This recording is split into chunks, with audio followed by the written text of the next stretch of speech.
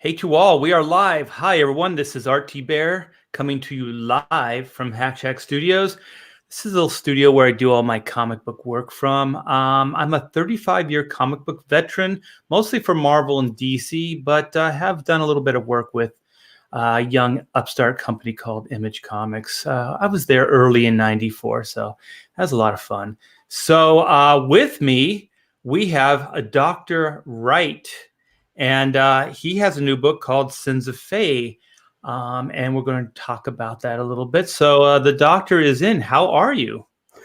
I am perfect, man. I am wonderful right now. I had a good day, got a good workout in, so it's oh, we got some people up in the chat. Hey Gus, hey Level. So, everything's good for me. Like I said, the doctor is in. Time to begin.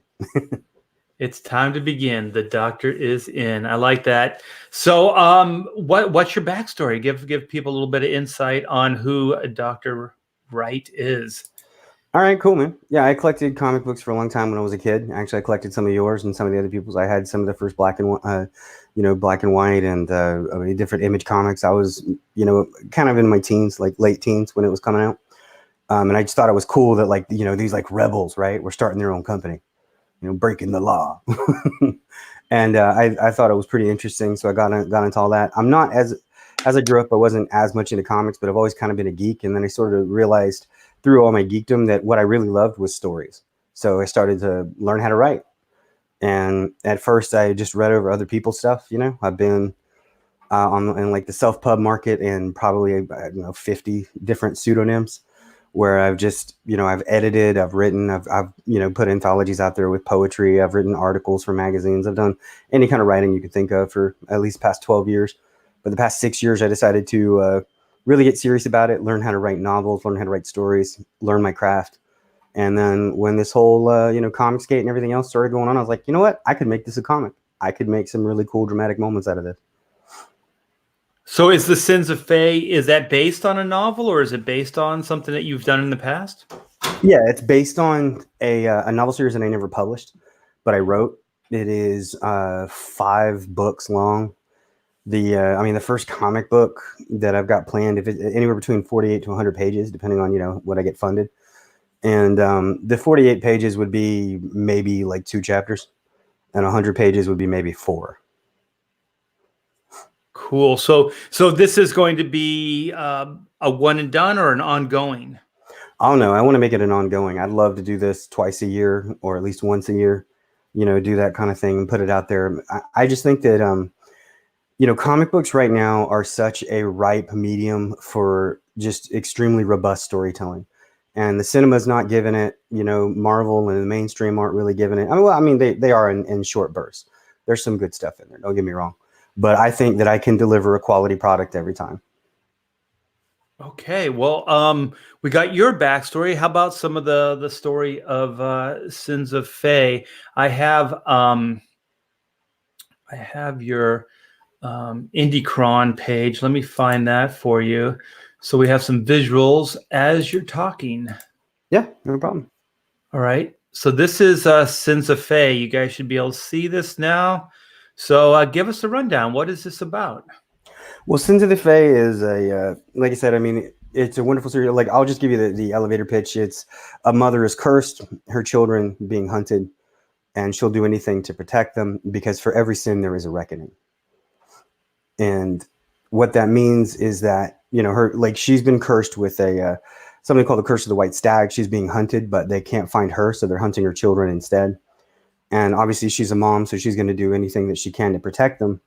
But she grew up like a coven witch, but she never learned magic because there are reasons, but more or less like she never learned magic. She went away too early.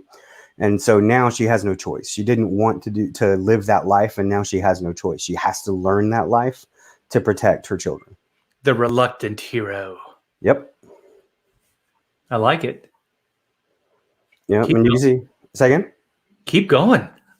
So at first, like I said, what happens is she gets cursed and she kind of gets like she has these old witch senses that sort of tell her what's going on, but she doesn't speak that language so well anymore. So she actually goes outside and she runs into the forest and bleeds on a flower and says, blood calls to blood in this world and the next. and she goes into the spirit world, where she wants to talk to her grandmother because, you know, her grandmother knew these kind of things and she thinks she can tell her what it is. So she goes to the spirit world and she finds out that her grandmother's like there. She's been watching over her kids. She's actually in on the island within the fairy realms within the Fey realms that she's in, which is the Amber Isles.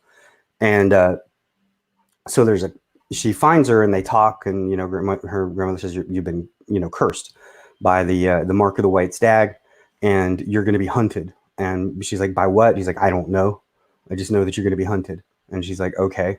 So she goes to figure that out. And then it comes to light that Nikki ran away. That's her name, Nikki Caramore. She ran away from her coven when she was like 16, 17 years old, when she was pretty young, with a boy. And she took a very important seedling with her. That was the coven's greatest treasure. And the reason why it's important is because the seedlings grow into something called a silver oak, which protects them. And it like kind of grows and becomes what I call a sylvan glade, which protects the witches. And theirs died. The covens died. And that's why they had another one to raise another one to still protect them. And when theirs died, like at first just poachers came, but then other people came, then they started getting hunted, and now they're all in diaspora. Most of them are either dead or in chains. So she left behind, you know, her coven in ruins, and her grandmother's like actually really angry with her. But then there's kind of hope, because the seedling that she brought over has bore its own seed, its own like acorn, silver acorn. And so now she can take that and redeem herself. But in order to do that, she's got to survive she has to survive this curse, and she has to survive what's coming after her. And at first, she faces these creatures that you're seeing right here. These are ghouls. And the reason why I call them ghouls is, like, you know, you have ghouls like regular, you know, undead, right? Like just animated bodies walking around or whatever. I kind of changed that. I like taking mythology and flipping it on its head. So I took the idea of a ghoul and I said, what it is there's a covenant between the living and the dead. If the living can visit the dead freely, but the living are not allowed to speak. Okay, in the world of the dead, it's made for the dead, and only they have a voice there. But so when you speak, you break that covenant. These creatures called ghouls are just like nebulous, energetic beings, and they activate. And when that happens, they pull up whatever mass is around them to form a body. So you can see up in there, there's like teeth, stone, trees, plants, rock, houses. Wow, that's pretty cool. Yeah, so they just become whatever's around them, and then they attack. And then Granny, sensing that, like, you know, they're coming, she says, okay, she's like, you don't have the strength to stop what's coming, so I'm going to give it to you. And I'm going to give you the chance I'm going to give you what your mama never had, a chance. And then she activates this barrier. You see that barrier, and the ghouls begin to try to break through it. Okay. So at the same time, she's looking for her children, right? Well, she's not looking for them. She doesn't know what's going on right now. She's just like trying to find out what this curse is about at this time.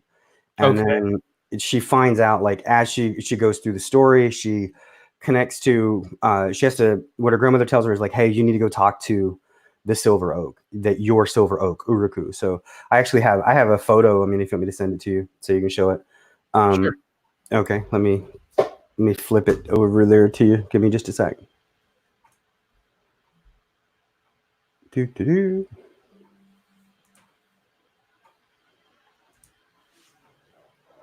But let's see. Yeah, there it is.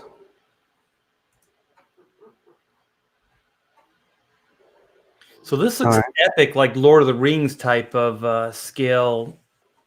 Oh, it's a. I sent you the picture in your DM if you want to look at it. Okay, well, let's stay focused on this right now, and then we'll come back to that. Absolutely.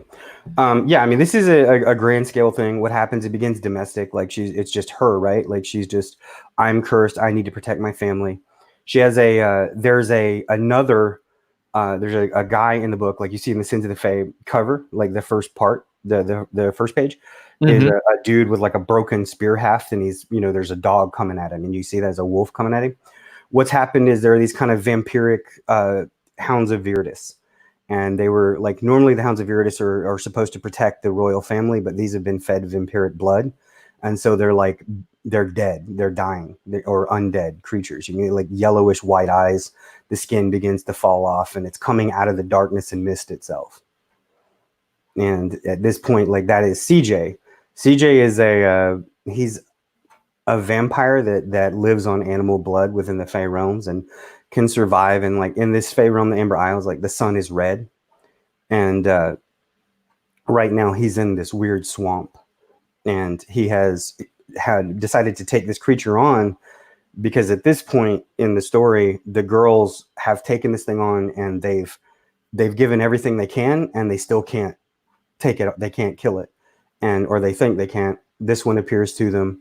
What they don't know is that it's a whole pack, and this is another one. They did kill the one that was fighting them, but regardless, like, they're bleeding and almost dead in the forest. Like, they've done everything they can and depleted their energy.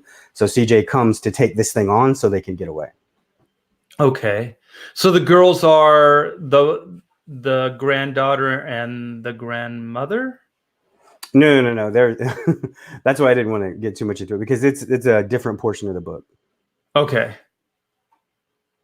Yeah, but this is like more or less all you need to know is, like I said, the elevator tag pitch. If you want to know what the book's about, it's a mother cursed, her children hunted. She'll do anything to protect them, because for every sin there is a reckoning. And see, this is Granny and Nikki right here, because the barrier's been broken. Okay. Yeah, and so the flames come in, right? Like it's like a firestorm, you know. And her granny says, you know, I thought I could protect her one last time. I like it. And then you come over, and Nikki saves her, and she's like, but it's her turn to protect those she loves. Grandma's looking like she's liking it. Yeah, she's stepping up. Exactly. Well, I mean, that's the whole point, is that like this is Granny's last chance to teach her what she never learned, that she can't run from who she is. I like this. Yeah. Who's the artist on it? The artist is I don't know his last name, is at Hosan Art. His name is Hosan. He's freaking brilliant. He's so good. And the colorist is Azevius. I mean, let's just see if he's responded. Oh, he might have.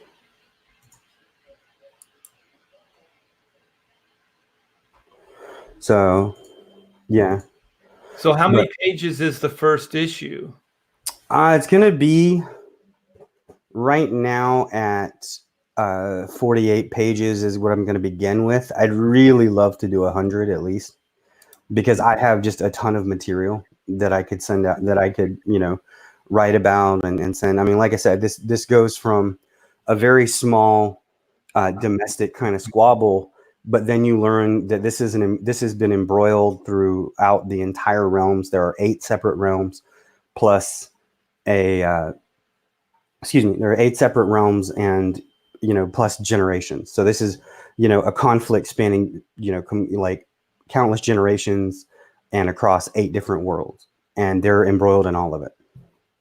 Wow, this sounds epic. So how are you looking at telling this story, like as far as format and how many issues are you thinking? I mean, this could be, if I could do 100 pages a pop, it would still be about 30 or 40 books. Holy crap. This is going to take you 30.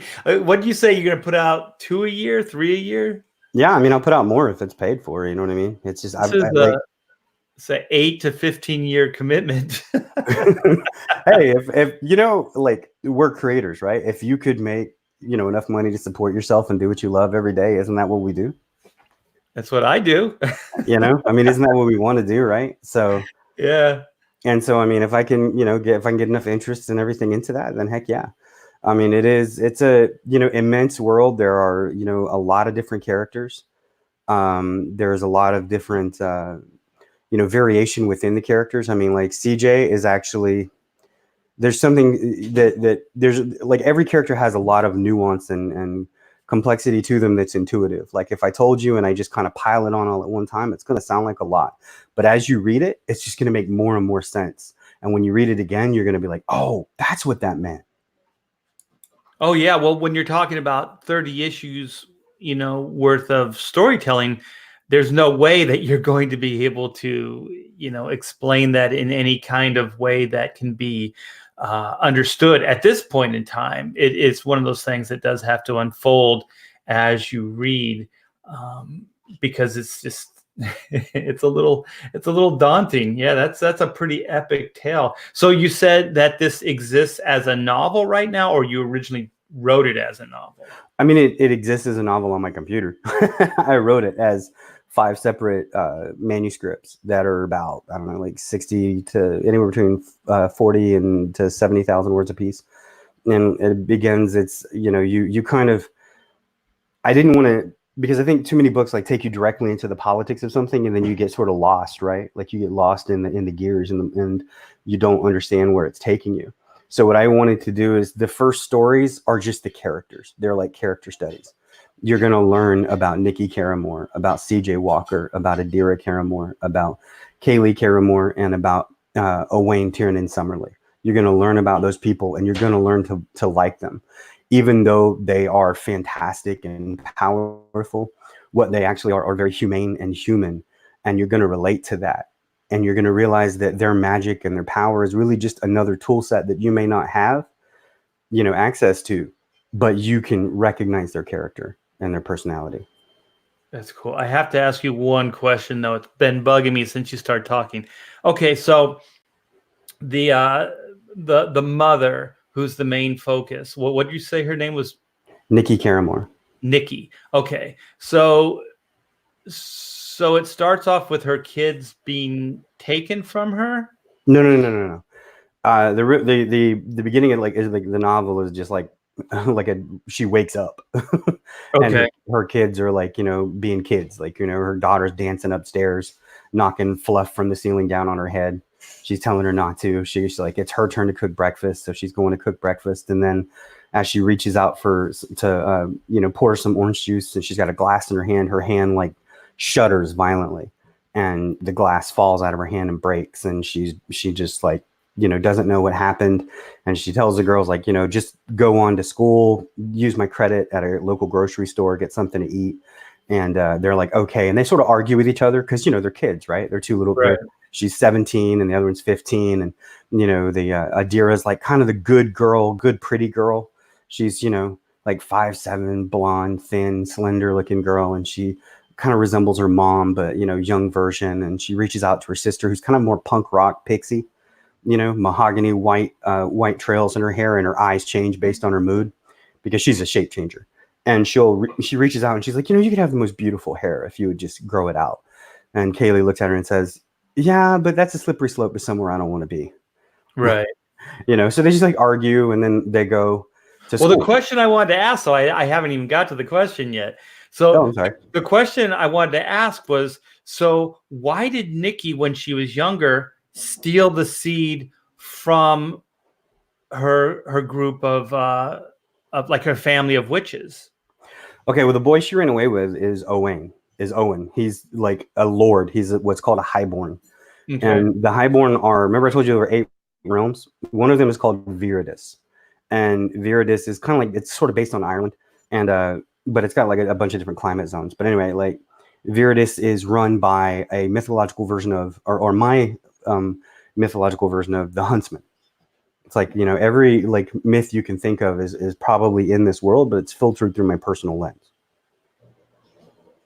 So, the legend of the Huntsman, coming to chase you and take you to the world of the dead with his hounds. Well, right. There's, you have the Huntsman, who is this guy named, Owain. And then he has these hounds, the Hounds of Viridis. And that's one of the great tragedies, but coolness of the book is that, and this happens there are a bunch of this kind of thing. The hound that you see in the main cover is a corrupted version of those hounds. So the very hounds that are supposed to be protecting the family are hunting them. Okay. So why'd she take the seed?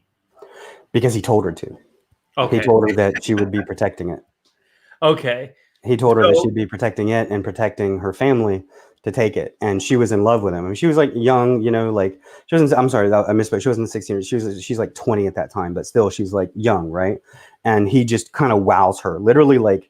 She's trying to do a summon spell. I actually wrote short stories for every back piece. So I have a large story for everything you ask, but she met him as she was trying to summon, and she kept failing. And then she tried to summon something, and someone came from the skies. And that's when you summon a creature, a more powerful one, they come as a shooting star. And then he ended up, coming into her forest, and she met him, and he was the most beautiful thing she'd ever seen. And then they kind of had a courtship, and then he said, "Come with me to this better realm and bring that with you." And so she did. Okay. So can I ask it, is this guy a bad influence on her life at this point, or? Well, Sins of the Fae is a double entendre. It's probably like a quintuple entendre, but the whole thing is that the Highborn, the grandchildren of the Highborn, kind of do what young people do. They can exist in any time. They exist in this strange quantum state where they are actually the best versions of themselves. That's why they're so strong. They're the best versions of themselves there could ever be in any like continuum. Okay. And so they exist like that, right? So they think they can make any decision they want and help. So they keep trying to affect humanity because they just recently, like our world is called the Crossroads because there are 7 of the Fae realms. And anytime they want to visit each other, they have to go through our world. And it's like a bridge. And so that's why they call us the Crossroads. Okay.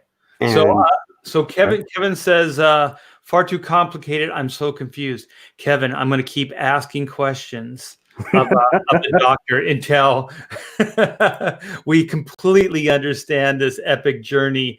This thing is not going to be light reading. I'll tell you that much for sure. But it does sound very exciting, and it does sound like a pretty engaging universe. Like it's not just like a linear action adventure story. This is several worlds. This is pretty epic stuff here. So keep going, man. Let us know. Let's know more stuff. Okay. I don't know where did you want to go from there? Well, I don't know. I don't know the story. So I'm trying to understand the characters and their motivation. So I thought that Nikki's motivation was to get her kids back. No, it's to protect them. See, okay, here's what happens. All right. So what happens is Nikki thinks she's or she knows she's cursed. Something's hunting her. She doesn't know why. She just knows she's being hunted, and she doesn't know by what. But what she's told is, I like that picture I just sent you in your DMs. You see the beautiful tree. That's supposed to be Nikki sitting in front of it. She goes to the tree, and it kind of like it connects to the curse inside her hand.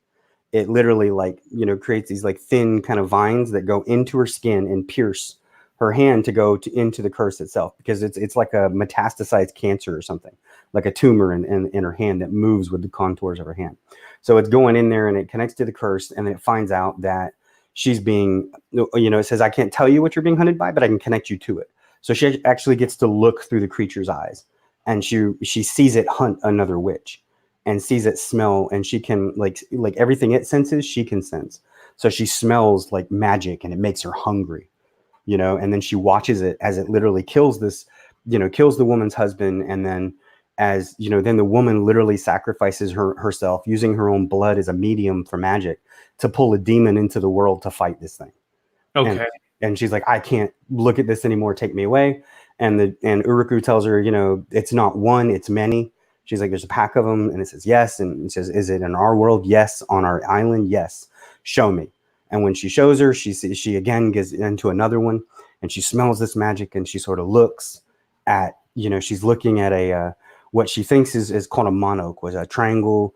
It's this blue-green hunting cat with triangle-shaped ears and kind of strange claws. It's got 3 claws on the front and 2 on the back, perfect for like climbing. And it lives in a different Fae realm called Valuissa.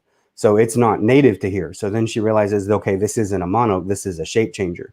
And that's when she realizes that that what she's been chasing is her own daughter. Ooh. And that's when it really begins. Okay, someone in the chat, I think it's Kevin, says, what's the elevator pitch? So the elevator pitch is a mother cursed, her children hunted, and she'll do anything to protect them because for every sin there is a reckoning. So that's like the quick pitch there. Mm-hmm. So then the synopsis is Sins of the Fae is the next American fairy tale. At first sight, it's a rip-roaring adventure from start to finish through with tough chicks using guns and magic to protect what they love. But at its core, it is all about the dysfunctional family and their place in the universe. Join Nikki, a former witch who wanted to leave that world behind, and that's early on with that guy, right? When she took Mhm. the seed and stuff, right? Mhm. But now has to take a crash course of the lessons she never learned to protect her children and herself. So that means that she never got the witch training, right? Yeah, she never got the training. She never learned like how to use what power. She's very powerful. She's actually a scion. The reason why she has silver hair is because again, like it all kind of like you see the signs is that there's the Yggdrasil, and then the tree, the silver oaks, are a plant version, a plant avatar of Yggdrasil. The human avatar are the Karamors. Okay. And so she is a scion of Yggdrasil. She has a lot of power in her. And so the way that witchcraft works in my world is they summon magic from what's around them. And when she was casting her spells, she would draw so much strength from what was around her, she'd kill it. And she didn't want to do that. So she stopped. Okay. So she had a problem with the magic early on. Yeah, and she didn't want to do that, so she stopped. She stopped learning. She stopped really trying. Plus, she just she had a problem for some reason learning some of the spells. So then what happens is when she goes to her grandmother, and her grandmother's like, "Remember what I told you?" Her grandmother says, "You don't have the power to stop what's coming, so I'm going to give it to you." Her grandmother's already dead. She's a memory, but there's a hex that you can cast, and it's my memory for your memory, and more or less what it is that for every memory that Nikki loses of her grandmother, she gains like a use of a spell. Like the first thing she learns is how to use a burn spell. Okay. So then the parting line is she must leverage her past to pay for her future. A Exactly. destiny she never wanted and never asked for, but now must fulfill anyway. So this is like she didn't do it early on when she was young. The sin is, I assume, taking the seed to begin with, right? Yeah, that's her sin. Right. And so that's her curse, or that's her sin. And so then now she basically has to step up and fulfill her destiny, that she kind of looked the other way early on in her life. And the reason it's so dire at this point is because her entire family is in jeopardy, right? So they're not just coming for her. The curse is coming for her children as well, Yeah. right? Well, it's not like that's the thing is like since it smells magic, her children are changelings of a highborn and a powerful witch, so they bleed magic. Do you say they bleed? Yeah, they like bleed magic. Like it's just dripping from them. It exudes from their every pore. So these things that chase it, it's like it would be like covering yourself in blood, and then like a police dog goes after you. Okay, and these universes that you talked about, are those all like fantasy witch realms as well, or are these all different types of different There's like the magic in the world is, I mean, like I said, everything has got nuance and reason to it. There's two major types of magic in the world. There's Feycraft and witchcraft. Feycraft is kind of conjuring, and conjuring is more what the Fey do. And within that also is like what within Feycraft is shape changing. And so you have conjuring, which is more or less like a binding of elements to something. There are four main elements, and they kind of like, there's what I call the weave, which is like the interconnection of all life and like spirit and everything kind of, and it's described in the book much better, but it's like sort of like an interlaced web of everyone, everything, every thought. And it exists in a place, and that's kind of where they pull the magic from and where all magic comes from. The Fae are a little bit closer to it, so they would have like a kind of a scientific version of magic. Like they write symbols into the weave itself, and then they bind those symbols to something. Like you would write a symbol for air, bind it to your shoes, and now you can skate on air.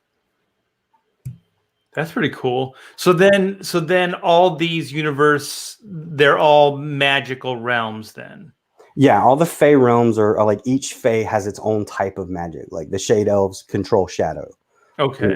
There are certain Fey control like more than one thing. Like Are these other universes, are they based on ours? Like, so there's a lot of like normies that live there, but there's a small faction of these magic users, or is it are they like complete magic realms? What happened was the actual transfer from realm to realm is different. Like there's a whole politic to that called the knowing and the knowing and the forgotten.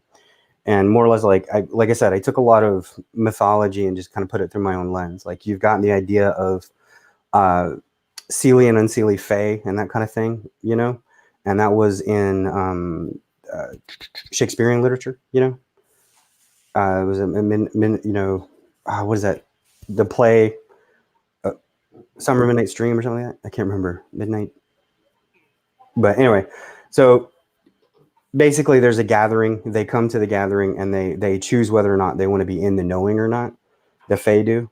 And if they want to be in the knowing, then they act like a regular Fae. Like they act like a Fae that's like mythological, like a nymph, a dryad, or whatever. But if they're not, then they are forgotten and they have the lifespan of a person, like a human, but they can travel freely between the worlds. The other ones have to kind of stay on their realm, and so they sort of stick where they're, you know, they grow up there, they live there, that's it. And somewhere in like the whole idea of the politics, though, is that they're between the humans of the crossroads, and because, you know, crossroads is Earth, so the humans of there, the humans are the ones with witchcraft. Okay, so sometime in like the 1940s, they figured out how to control the travel between the worlds. So now there are human settlements within the Fae realms and Fae settlements within the human realms. Okay. So they're interspersed among each other right at this point, but they're still not. It's kind of like they don't quite know each other. And there was a whole thing where they had like the Iron Wars, where some Fae, you know, gave the humans the Fae weakness, which is iron. It disconnects their ability to connect to the weave and the reverie, and so their magic and everything dies, and it burns them. And so there's just all this different kind of thing that went on. Like I said, I mean, I've developed like stories and politics and history for the everything. So,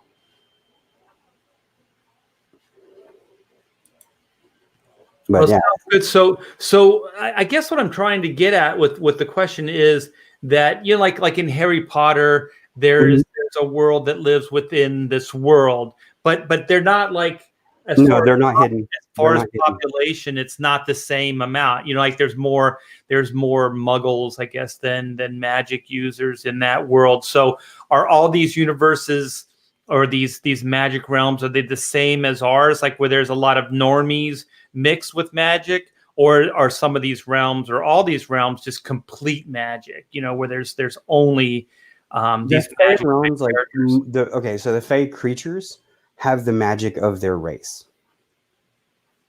Okay. There's a whole thing all these different realms are like our world, but there's just these Fae users or whatever that exist in those different places. I'm getting confused because I'm not sure what these other worlds are. Are they complete magic worlds, or are they like our world? Oh, no. Yeah, no, they're different worlds. It's like 7 realms, and there are 7 different realms, and they are their own world, and they're separate from our world. Right. But I mean, are they, what I'm asking is, do they have like in this world, the world that Nikki lives in, she exists in this world. So she's mixed with normies. Like she kind of is a normie, but then there's this magical world that exists here at the same time. So in these other magical dimensions, is it kind of like there's a 50-50 mix with normal people and magic users, or are all these other worlds completely magical worlds? Does that make sense? I guess that they're all magical worlds, from what you're, I mean, because they're all like, they're different than ours, and there's different physics in some of them, and they're different, like the way they exist is differently. And like I said, they all have like any Fae has access to Fae craft of some kind. Some of them have more ability than others. But then like witchcraft is not something a Fae can learn. They consider it like a very primitive source or way of using magic, because it requires like either draining from the earth or using their own blood or the blood of others. Well, a Fae is the magic that they use, right? It's not a destination, right? No, I mean, Fae is the race, is just the entire, like all of them. Oh, okay. So these other worlds they have fae that live in them, or they are totally populated by those people? They're completely populated by their own fae, depending on what world you're in. Okay, I think I understand. So there's different, there's fae that exist in all these different magical realms. So like Earth, Yes. and then these other areas as well. Okay. Mhm. Oh, I'm sorry. I have to ask questions until I understand, and I think I'm kind of speaking for the chat as well. So I feel like the more questions I ask, maybe the more that they can understand the concept, because it does have a pretty good, elevator pitch and synopsis.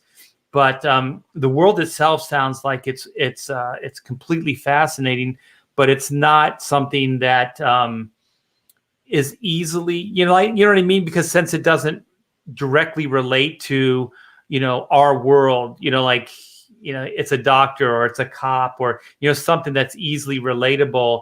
Mhm. It takes a little bit more time to comprehend, because it doesn't seem like there's a lot of shortcuts in the way to explain your story. You know what I mean? Like it, you can't really say, oh, it's like this meets this. No, it's this completely, designed and developed universe unto itself. So it's completely fascinating, but at the same time, we're going to have to spend a little bit more time to figure out, how it Well, I mean, works. that's why I wanted to start it slow. Like you start in the Amber Isles, you're only in the Amber Isles. You kind of figure out, like, you see this world, you see the spirit of the dead, spirit world. You kind of learn about the covenants and that sort of thing.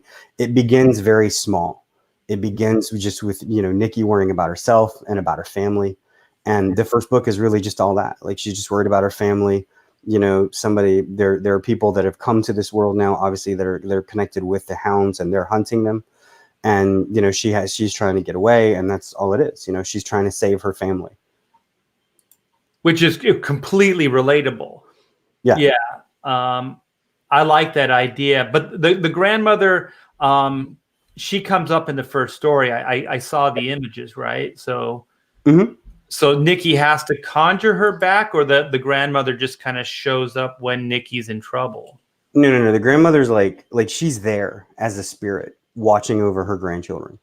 And when Nikki goes to the spirit world to find her, she realizes that she's just there.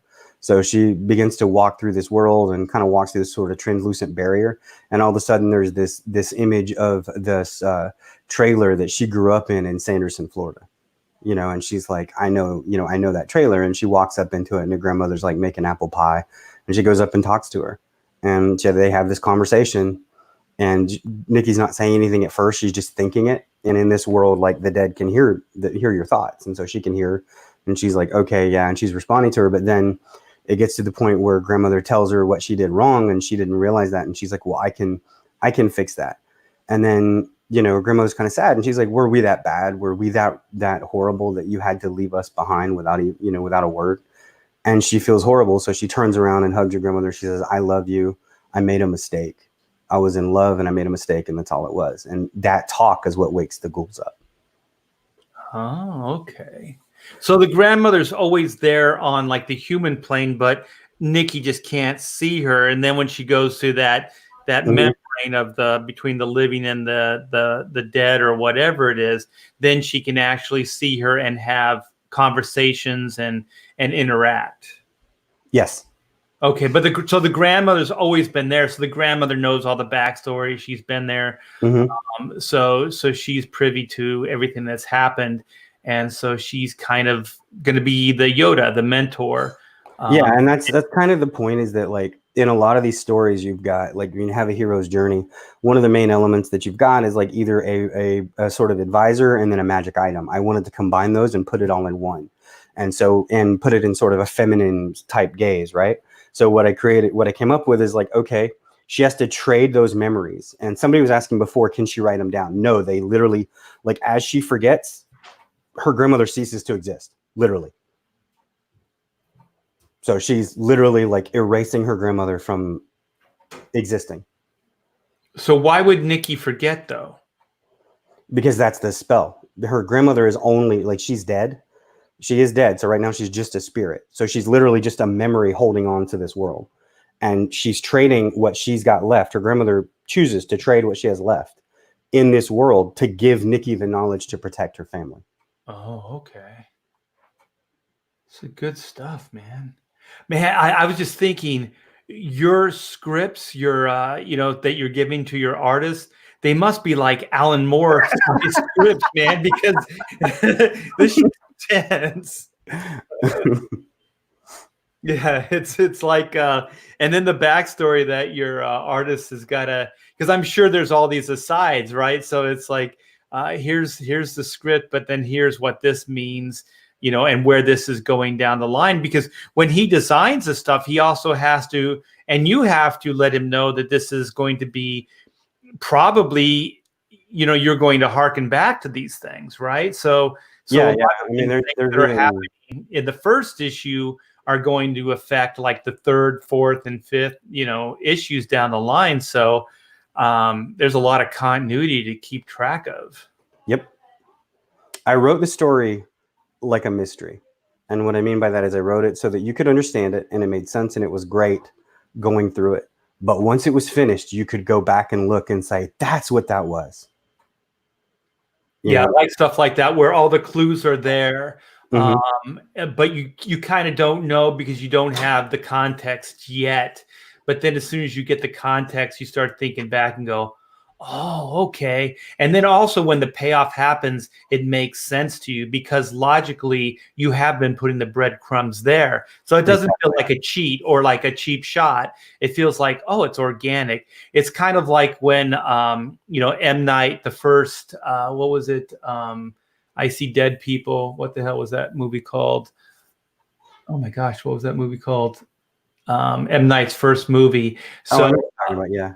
Yeah, so when you think back, I think he even has a little bit of a flashback that lets you know all these clues that he put there, and then you go, "Oh wait, you know, Bruce Willis is dead." You know what I mean? But it feels organic. It feels like when that payoff happens, that it was set up.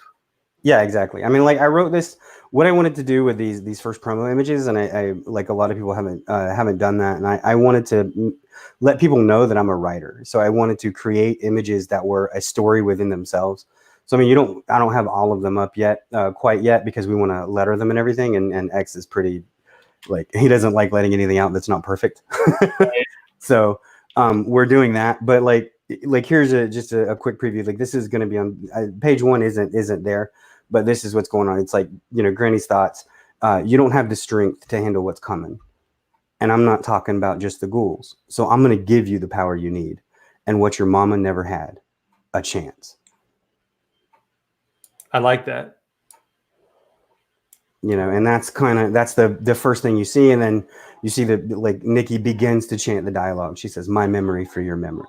And then it goes into the idea that he says the sixth sense. That was the movie. There you go. And then the next page is Granny kind of looking, you know, bad arse, basically, like she's got a gun and she's firing and killing these things she's shooting magic through a rifle. She's channeling her magic through a rifle, basically. And at that point, I mean, you can see that on some of my Twitter if you want to go there. At Dr. Wright is in. There's a picture of there's a good picture of her, like it makes the noise click clinked, which we very succinctly found.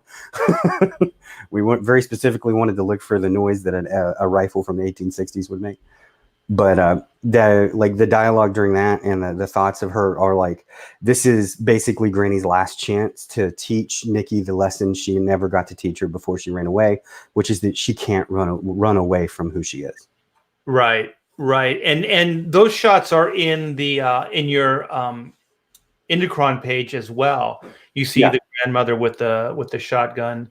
Yep. Yeah. And so you see that, and she's like, you know, this is Granny's last chance to be like, so she's happy, you know, she's kind of glad. I mean, you know, she's dying, but you know, at the end when Nikki, like the page after where she, you know, summons the kind of shield around them to protect them, Granny smiles and she looks at her, she's content, and she says, say the words and send me home, darling.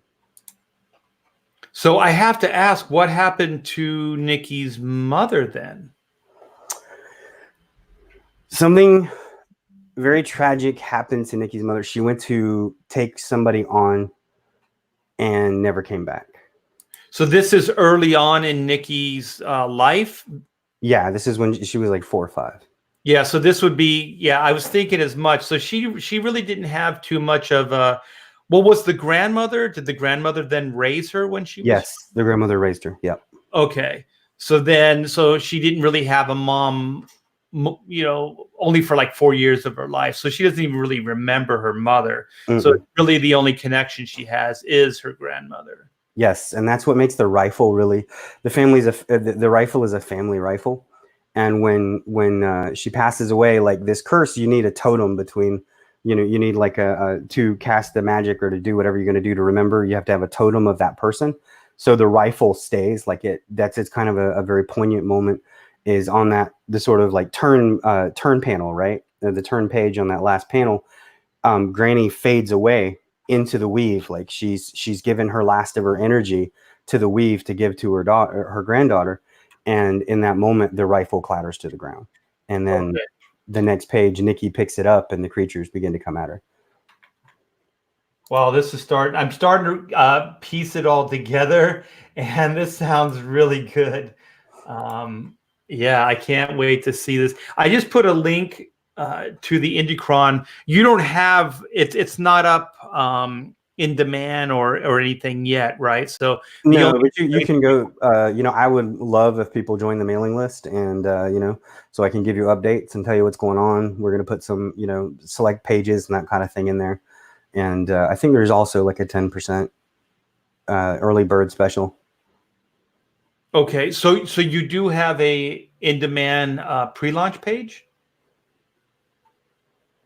or yeah. how do they get your new sign up for the mailing list? Or you can go to that link. The easiest way is just to go to that link you've already put in, and the mailing list is in the link for mailing list on that page. Oh, let me see. I didn't see it there. It says join mailing list. Oh, join the mailing list. Yeah. So just go to click that link that I put in the chat. And there's a join the mailing list button you can click. Yeah, so that's cool. Yeah, so are you going to do a pre-launch Indiegogo page? There is one. Oh, that is the link to it? Yeah.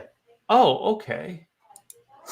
Some people have like separate mailing lists. That's why I asked. Yeah, some people have MailChimp, but I just decided to go through here. I mean, it's just a CSV for right now, and it's it's absolutely, obviously it's free, and I'm going to go through Indiegogo. I have a second book, but I've only got one artist right now, and I don't know if I'm going to be able to do both.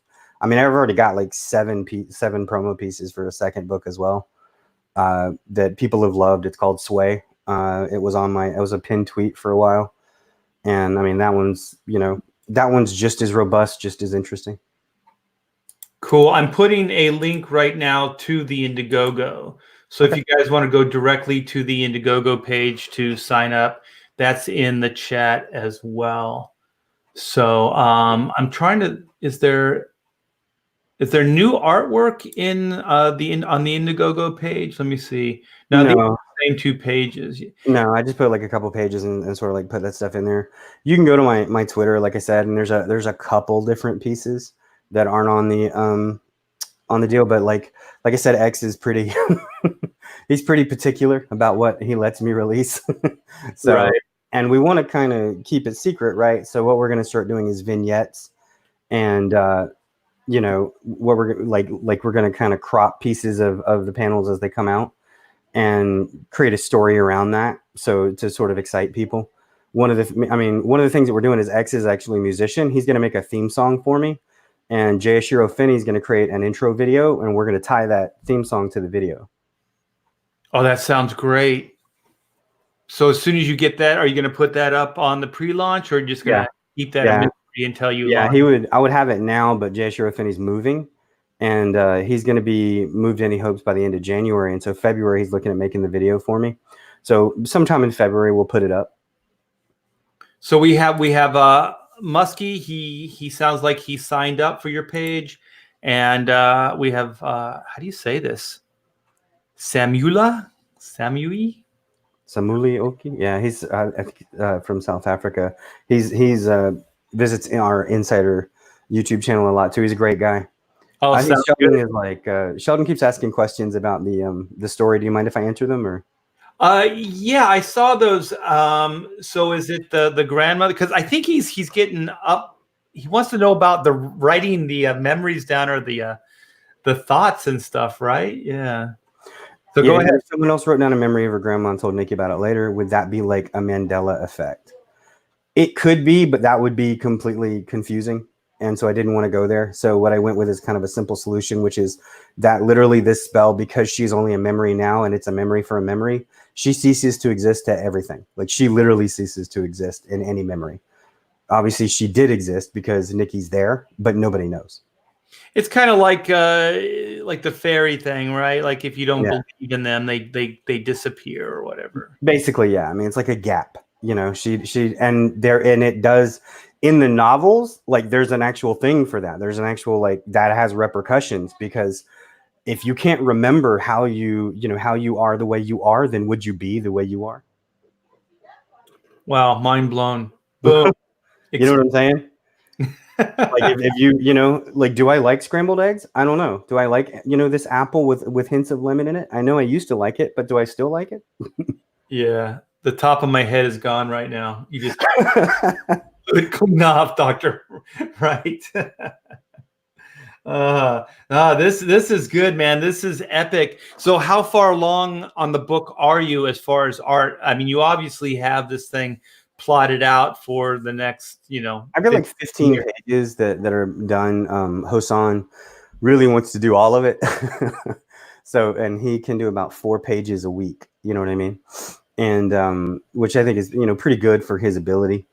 So that's going to, take just a bit of time. So I'm trying to get a little bit ahead of it so that I can, have enough pages that by the time I launch it in March to be almost like at least like, a quarter to a third of the way done. It sounds great, but how many pages do you have for the first issue done at this point? 15. Oh, I'm sorry. Yeah, 15. So then he can do 4 a week. That's pretty good, and that's completely done, right? That's not just Yeah, that's penciled and inked, and then can color 2 pages a day and letter them pretty quickly as well. So that's going to be pretty quick. I mean, I think I can get I've been working the numbers like I said, and I should be able to get the book out within, if it's just the one, I should be able to get it out within 6 to 7 months. So you're looking at getting maybe 2 volumes out a year. Is that kind of what you're shooting for? Yeah, if I can get the funding, 2 volumes a year would be great. I mean, honestly, I could do 3. If I could, like, because I mean, I work like 50. I work a medium or well, actually high, like it's considered a high level management job, but I work like 50, 60 hours a week. Plus, I'm doing all this, and I'm running both in the Insider YouTube and the digital newsletter and everything else. So if I could just do this, I could put out 2 to 3 volumes a year pretty easily. Yeah, I think it more depends on your artists at this point, right? If they Yeah. I mean, we had it just, and that's what it, like I was like, hey, do you want 2 books? And he's like, yeah. He's like, I'll take them. Money. Yeah. The more you can do, the more money you make. That's the way comics work. Right. So yeah. So I mean, I'm looking at, like I said, I would really like to do long volumes because I mean, there's just so much to the story, like you're hearing, like you're listening to. So it's just, I don't know, 48 pages is going to be like, you're going to be like, I want more. What's going on? Yeah, what would be neat too is if you could, like a lot of these campaigns are doing, like like side books like that explain backstory or things like that. That would be neat. I thought about that. I thought about doing like the 48 to 60 pages of just like Nikki and her story, finishing that like to a point where it seems like they're, because the way I write chapters in a book is, and the way I write a book is it answers the questions at the beginning. Like it may produce more questions as you read, but by the end of that chapter or book, you've answered the question that the book asked at the beginning. And so in this, you learn, in this case, like for Nikki, you'd be like, why is she, what is this curse and why is she cursed? Right. And you find that out. And so once we find that out, that would be kind of the end of Nikki's story at that point. And we can move on to the other characters. But I thought about creating an ash can because I was going to, at the very end of Nikki's journey with everything, when she figures everything out, CJ finds her. He's been tracking her. He finds her in the real world. She's like sitting by a bunch of these slagged creatures in the Amber Isles, and so he's been tracking her. And I could kind of do sort of like a cliffhanger where you see him coming up behind her, and then an ash can where you find out more about CJ and what he. You know what else would be cool too is if you just did. Remember those old DC Who's Who or What If? Not What If? What was it? What Marvel Universe books? And even if you did something like that, where you had pages that explained character backstory, along with images, but like also the magic spells, these different universes, and things like that. That would be awesome, because also people could kind of go back to that and get little backstories. It's like, oh yeah, that's what this was, so they can read it. Because didn't Tolkien have like a book that oh yeah, the Similacron that was like the history of the elves and everything else, and then he had a bunch of like different forewords and things in the back and everything else. And I mean, I have a lot of, like I said, I have a ton of like stories that connect to everybody. Like when I wanted to, and I play a lot of, or I used to play a lot of like TTRPG, like role playing games like D&D and stuff like that. And I created a lot of the world, in those. Like I would game. I'd be the DM or whatever, and I would create my world, and I created the story, and I've kept that as like a story, those games. And so I have like a bunch of what's happened in the world, a bunch of the history were like games. And this is designed to be like a campaign setting and like a D20, RPG. If I wanted it. Indiegogo has to be for the role-playing game then. Yeah, I mean, if people were interested, like I said, I have the layouts for all the main races, the characters, and then like Azevius, he actually is working with a dude. He has access to the Unity engine through a guy that is in Australia, and they're creating a game called Batimals, which is got like something like 40,000 people that are playing it already, and he wants me to create a version of it. Because they already have, they have the engine and they can program it pretty easily. And so he wants me to create like a card game of sort of like a Magic the Gathering type of card game on their system for my world. Oh, very cool. That would be fun. That'd be something that I'm sure that you would really sink your teeth into, creating a whole, oh yeah, man. Like I said, there's just... there's a lot of different stuff, and there's a lot of different like nuances to the characters and everything that I could bring into that. And like I said, I mean, that's what I did with the role playing game too. And I mean, it's at first I wanted to run like a D&D style game with this setting, and I was looking for people to play, but I couldn't find people that wanted to play, so it just never worked out. But I mean, like I said, like it's not designed to be that way, but I designed a campaign setting to do it basically. Well, there's your next Indiegogo. Man, it sounds like you got a little bit of work ahead of you. I told somebody the other day, I said, well, it's time to start like, promoting what I've done and what I've got. I think I've got something really special here. Like I said, I call it the next American fairy tale, because that's what George Lucas called Star Wars. And, Star Wars is failing us, and all the other like, entertainment is just falling by the wayside and becoming horrible in this way or that. Well, I've got one for you that's robust, that's interesting, that the girls kick ass, but so do the boys, that you can really sink your teeth into for years. Yeah, sounds great, man. So, how much are you going to get out this year? Are you going to get 2 volumes out? And when's the first one launching again? Well, this one's going to launch March 13th. Okay. And, I would love to get 2 volumes out, but it won't be 2 Sins of the Fae. I have a second book called Sway, which is basically, how do I describe that? It's when, okay, what was it? It was when heaven and hell wage a war of influence with humanity held in this way. And the first page really tells it all. Basically, like, one day heaven and like the gates of heaven and the gates of hell both come to earth, and they wage a war of influence where hell gives people magic at the cost of their soul. So it takes, their soul, but they can cast magic, but like this side of heaven gets nothing. If you choose faith, you get nothing.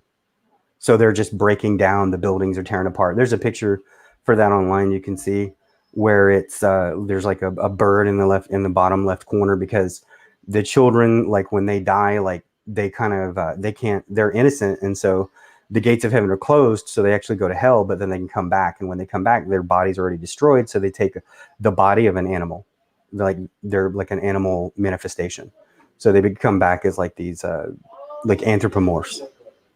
Can they talk? Yeah, they can talk. Ooh. And so they can talk and stuff. But again, like if you choose the side of heaven, like you don't get anything for it, So like the buildings are breaking down, everything's being destroyed. And the side of hell is like, magic and this seedy, techno-organic Las Vegas kind of world where everything looks beautiful. Like literally like on that side, there's this beautiful devil girl with like a super hot butt, Like that's the on the 2-page spread that I've got for it. And more or less, like that's the whole point. Is that? But then there's the main character. Her name is Sway O'Brien, and the whole point is, are you good? Are you bad? Or are you, or are you in this way? And it's like humanity, and that's a microcosm for humanity, because humanity is held in this way. We're in the middle between light and dark all the time, and we have to choose our own path. And she actually has an implement of heaven. She has David's sword that attached to her arm, and becomes her arm. And then she has this, her very shadow is a Grigori angel, one of the angels that laid with man that God cursed to be on the ground. I thought, what is more on the ground than a shadow? Well, is this a furry story? No, not very. It's not very furry at all. Sounds furry. Yeah. So do you want to talk about Indicron a little bit and then we can kind of wrap this up? Yeah, sure, man. How do you want to talk about it? What's what is the origin? And you have what is your other site? Insider.net. Yeah. So I know of Indicron, but I'm still not that familiar with the Insider. It's like an online magazine, right?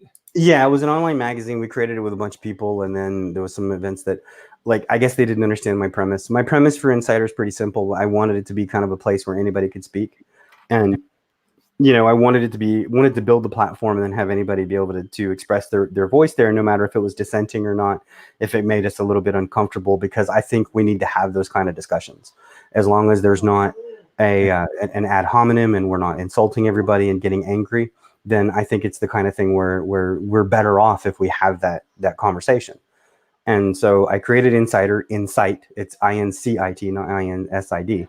And so to incite, I call it where pop culture meets politics. And, we wanted anybody. You want to write about music, you want to write about, comic books, you want to write about new indie stuff, you want to write about toys, RPG, anything that you want that you think incites, your hope, fire, and passion for art and entertainment, then come and bring it. You know what I mean? And, recently came under fire because there was a guy, Renault, who wanted to do some articles to review Alterna. And I said, yeah, why not? I don't see a problem with it. Apparently he's not very well liked in the community by some people, anti-CG or whatever. And I said, you know what, guys, look, if you want to speak out, if you want to say something, if you want a voice, then write something. I'll run it. You mean to counter his articles or whatever? Well, I don't mean he's not writing anything bad. He loves Alterna. It's not that. They think that he's a bad person. And frankly, I don't care. If you want to say something, if you have a voice and you're not going to be completely insulting, then just write an article and I'll run it.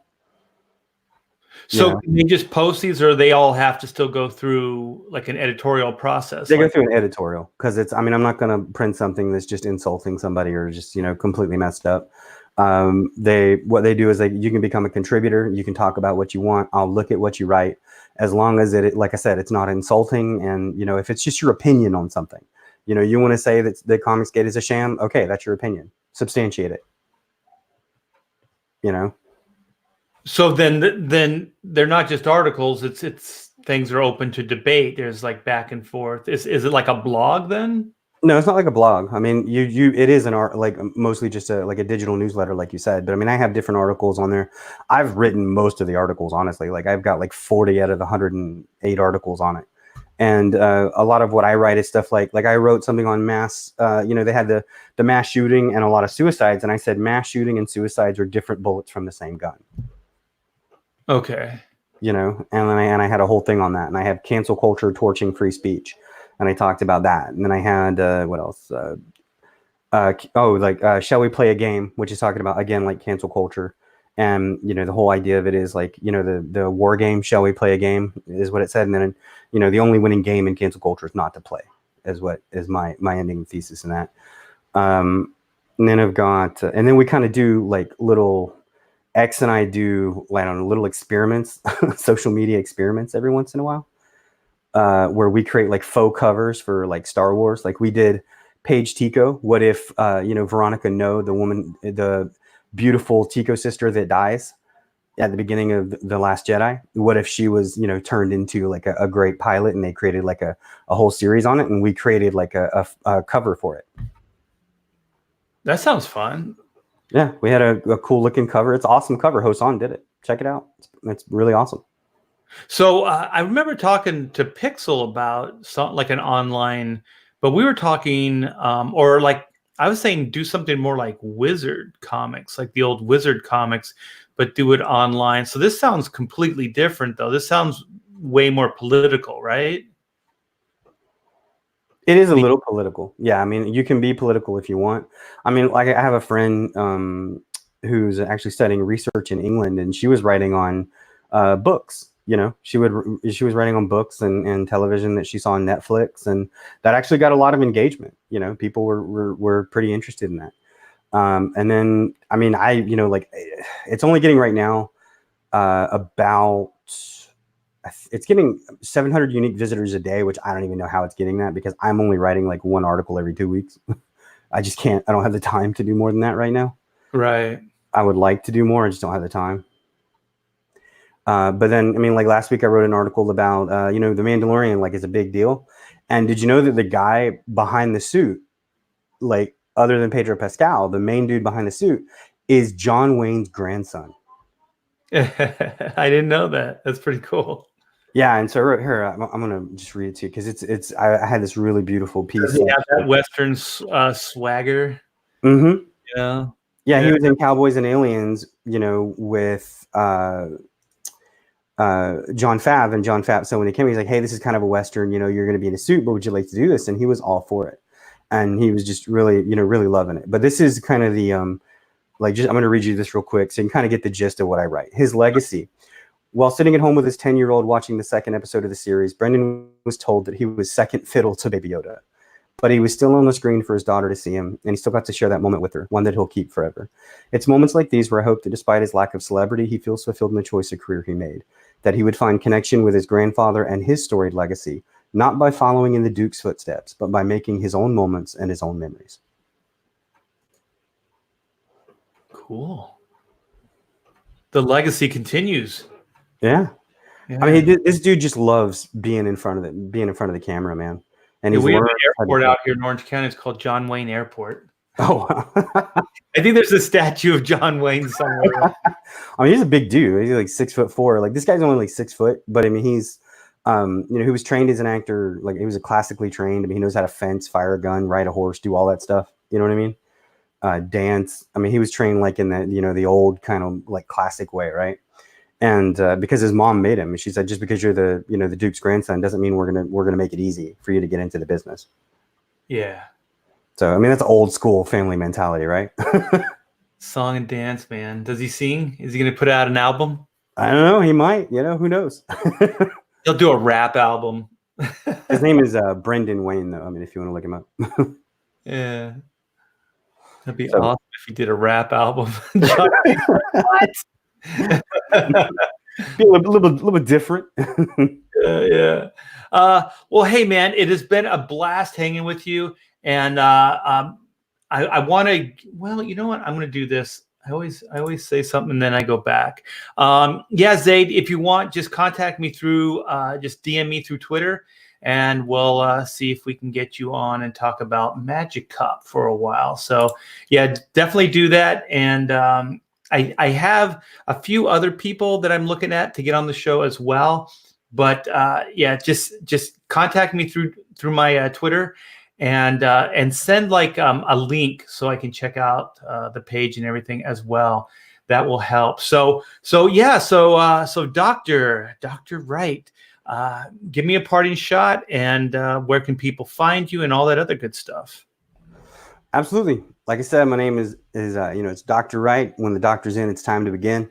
And you can find me at Dr. Wright is in on Twitter. Please follow me. If you came in here late and don't have the links, on my pinned tweet is the mailing list and some pictures. I am the writer for Sins of the Fae. Xevious is the colorist. At Hosan Art is the artist. It is the next American fairy tale, and I'm ready to rock your world. Oh, very cool. And I just put his link in the chat. This is for the pre-launch page on Indiegogo. And the book is, what is it? It's The Sins of the Fae, or Sins of the Fae, right? Yep, Sins of the Fae, yeah. The Fae, yeah. And it sounds really good. It sounds epic. And he's going to be putting the book out around March. So look for it at that point. And we're looking at a 100-page book, most likely, right? If it gets funded, I mean, it's gonna have to start at like 48, because I mean, I want to make it a collectible. I want to make it something that people are gonna want, to like have forever. So it's gonna be hardbound, beautiful lettering. X has done printing and publishing his entire life, literally about 24 years he's done that. So he's gonna make sure that we get this book like looking absolutely gorgeous. It's gonna be something that you want to keep forever. So, man, that's pretty ambitious. 100-page hardbound. What are you thinking of retailing that at? I mean, I'm thinking about going. It's a professional book. I'm thinking about it using a professional price, which is the 25 plus shipping and handling. If I can get that and I can get enough people, then I mean, I can pay for the hardback and everything else. Wow. Yeah, hardbacks are really expensive. I did one through Kickstarter a couple years ago. Yeah, they're not cheap. Yeah, so we'll try to get that print run up so the per unit isn't as expensive, because I think my print run was about 500 books, and it was I think it was a 100-page book, and it was around $6 or $7 per book. It was expensive. Yeah, that sounds about right. Yeah, it's pretty crazy. So thank you, Kevin. Yeah, Chrono Mechanics is about 12 away from the next stretch goal. So the stretch goal is at 30K. And at 30K, we will unlock 6 brand new pages for the Chrono Mechanics graphic novel. So at this point, it is 54 pages with 6 new. It will bring us up to 60 pages, and we'll be able to tell the story without any compromise. So let's get on that. Please check out Chrono Mechanics. The link is in the chat, so check it out, please. And like I said, go check out the Doctors Indiegogo page. That's also in the chat here, and you're also on the IndieCron as well. So there's a nice rundown. There's an elevator pitch and a synopsis for the Sins of Fae as well on the IndieCron page.